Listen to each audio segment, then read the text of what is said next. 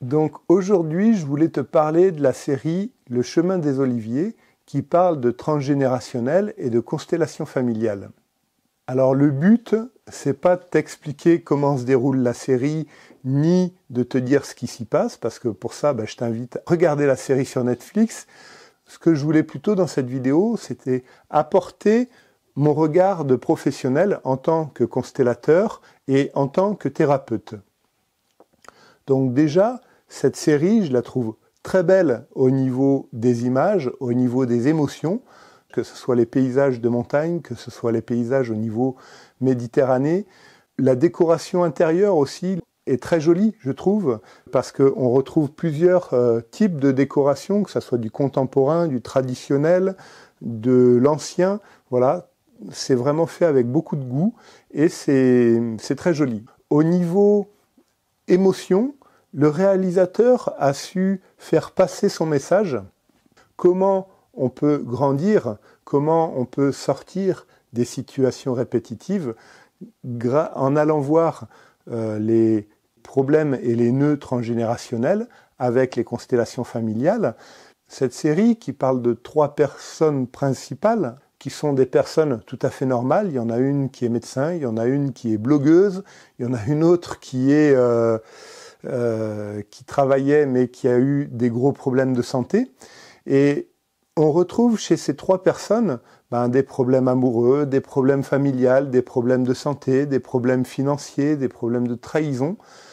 Ce qu'il y a chez tout le commun des mortels. Donc cette série, elle permet aussi qu'on puisse s'attacher aux personnages, aux acteurs. Elle nous montre également que chaque personne, chaque être humain a des choses à faire évoluer, a des situations et des schémas répétitifs qui lui arrivent dans la vie et qu'il souhaite se débarrasser, qu'elle soit médecin, qu'elle soit blogueuse, qu'elle ait une vie de rêve, parce que souvent on croit que quand on est blogueur, un certain nombre de personnes pensent que quand on est blogueur, c'est super, on n'a pas de problème, alors qu'il ne s'agit pas d'avoir des problèmes, mais peut-être que ces gens-là ont aussi des choses à dépasser pour avancer, des choses qui les freinent.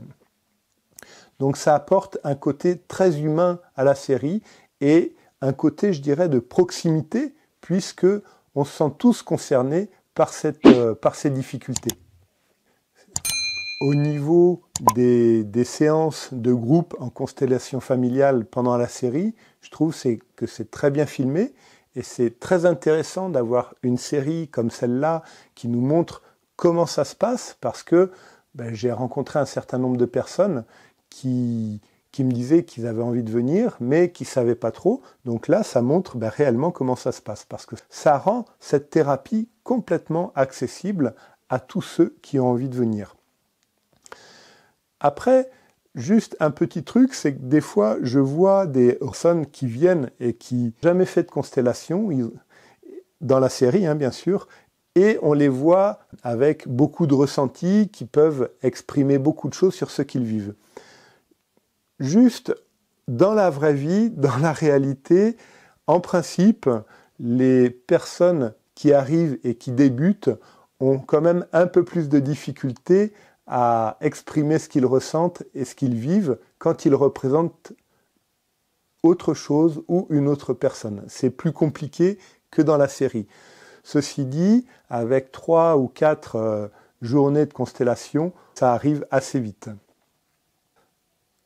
Cette série, elle nous montre également que tout le monde a à progresser. Même Zaman, le constellateur, dans la série, au bout d'un moment, on voit qu'il a aussi ces choses à lui, à traverser pour grandir, pour avancer.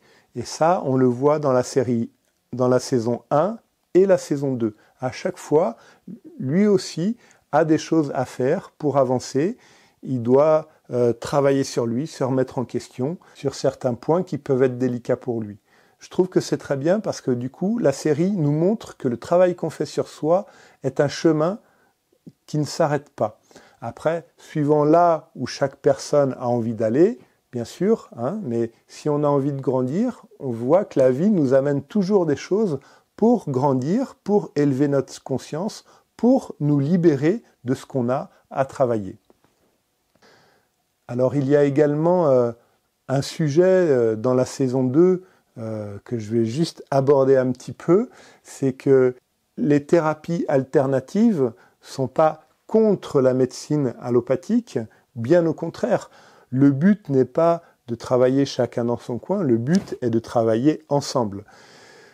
Pour des grosses problématiques comme le cancer ou quoi que ce soit, il est toujours important d'aller voir un médecin, de savoir ce que son médecin nous dit et en plus de travailler sur son inconscient. Alors, ce qui est intéressant également, c'est qu'on montre que quand on fait une constellation sur un sujet, ça aide sur ce sujet, mais ça ne rétablit pas tout. Combien de fois je vois des personnes qui viennent me voir en consultation et qui me disent, parce que sur un sujet, on a rétabli l'ordre généalogique, et qui me disent « ça y est, maintenant, tout est terminé ». Eh bien, faire une constellation, c'est bien, mais pour avancer et pour guérir des gros traumatismes, comme je peux le voir en consultation individuelle, eh bien, il faut faire un travail régulier. Quelqu'un qui veut apprendre une activité sportive ne la pratiquera pas une seule fois. Si tu veux apprendre à lire, tu ne vas pas apprendre la première lettre de l'alphabet, tu vas toutes les apprendre. Eh bien, pour avancer sur soi, pour se rétablir l'harmonie au niveau généalogique, l'harmonie familiale, l'harmonie par exemple par rapport à ses relations amoureuses, bien souvent, il faudra quand même plusieurs constellations. Voilà, donc en somme, la constellation familiale, je le dis de cette façon, entre guillemets, bien sûr, je mets des gros guillemets, la séance de constellation familiale magique, entre guillemets, bien sûr, hein, elle peut exister, mais elle est rare. Donc, il faut plutôt prévoir d'en faire plusieurs pour pouvoir avancer beaucoup plus rapidement et pour pouvoir avancer vraiment en profondeur, parce que je vois bien souvent des personnes qui me disent « je l'ai fait une fois, je l'ai beaucoup travaillé ». Eh bien, sur des grosses blessures comme de l'abandon, comme le fait de ne plus parler à ses parents, comme des difficultés amoureuses, il va falloir faire un travail un peu plus régulier. Donc, pour résumer, je vous conseille vivement de regarder cette série sur les constellations familiales, parce que c'est une très belle série sur le développement personnel et le développement intérieur.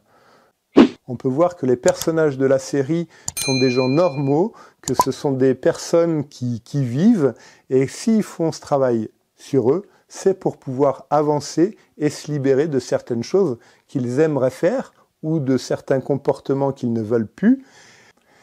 Donc si tu veux en savoir plus sur les constellations familiales, eh bien je t'invite à cliquer sur le lien sous la vidéo.